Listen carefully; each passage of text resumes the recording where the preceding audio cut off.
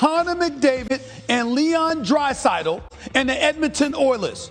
Newsflash, ladies and gentlemen, they got swept.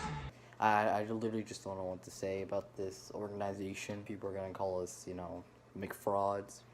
This team just doesn't know how to utilize the line system. Bouchard, who's literally probably better than probably 4 of your guys. He's easily a top 4 D-man. You don't play him for what? Experience.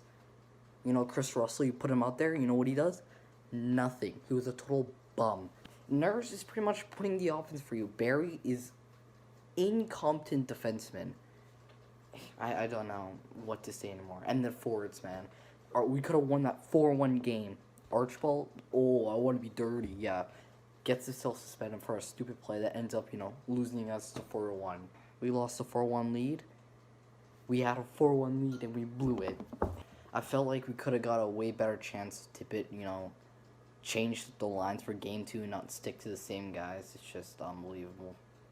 The Edmonton Oilers get swept by the Winnipeg Jets in the first round of the 2021 Stanley Cup playoffs. In my bracket, I had the Winnipeg Jets in 7. I thought the Edmonton Oilers had a chance in this series. The Edmonton Oilers, it's Connor McDavid, it's Leon Draisaitl, it's Ryan Nugent-Hopkins, it's Mike Smith, it's Darnell Nurse.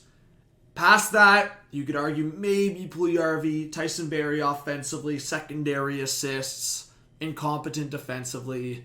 Past that, Yamamoto, where was he at? Where were these guys at that were supposed to step up in the playoffs? It's getting tiring. It's getting ridiculous, the expectations on these bigger guys to just absolutely carry. Draisaitl 5 points in 4 games. McDavid 4 points in 4 games. Drops down to 2 points for a couple players. 8 goals. 8 goals. 4 of them coming from the McDavid, Draisaitl, and Nuge trio. And then Cassian getting a goal from crazy setups from McDavid and Dry. And then Chase on with a goal in the power play. Like, the only actual depth scoring we saw from a depth line 5-on-5 was Drew Jarkera. 1 goal. 1.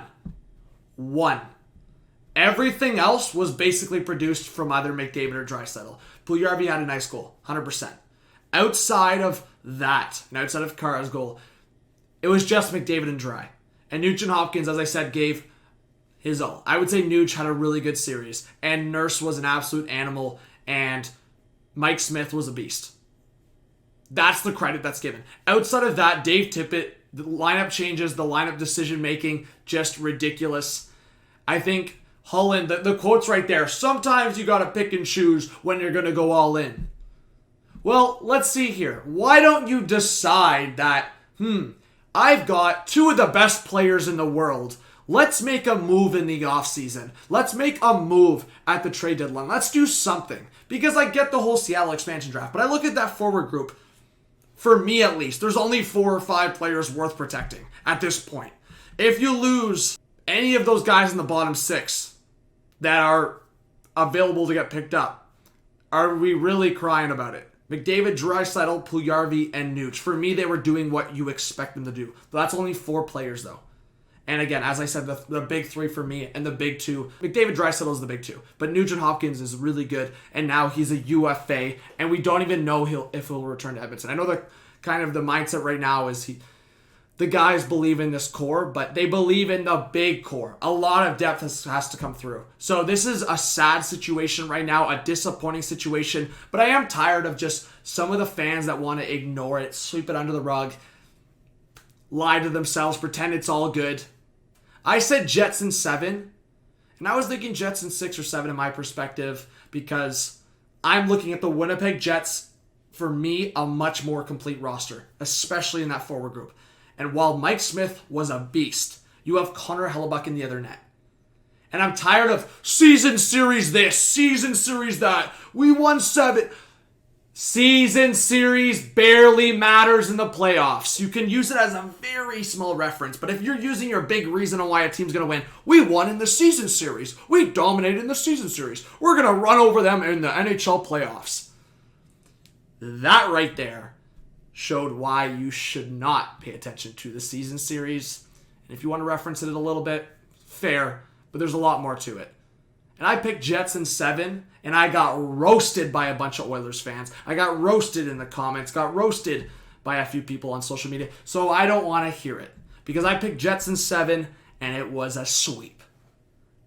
Bye-bye. Oilers, a lot of changes coming. Because I think McDavid might be patient. Kind of. He's losing his patience. You can tell Draisaitl is losing his patience. And definitely a bad outcome going into the offseason where you don't have Nugent Hopkins locked up. You don't have a goaltending solution. Your goaltending is relying on a guy that's over 40 years old. And outside of that, your bottom 6, atrocious. You have James Neal under that contract. And then the defense. You know what I'll say? Bouchard, Broberg, Caleb Jones. Like, there's potential there. There's untapped potential there. But they're not utilizing it. They're not giving it an opportunity. There's so many problems with the Oilers. And that's why I didn't. Last year, I was giving the faith of the Oilers potentially going on a run on the back of McDavid, Draisaitl. This year, I have learned my lesson. And this year, I was right. Kind of. I thought this series would go to 6 or 7. The Oilers swept. Connor McDavid, you've only won one damn playoff series in your 6-year career. You got to do more than that with your abilities, man. Come on, man. Imagine if the Brooklyn Nets were getting swept out of the first round of the playoffs with all their talent.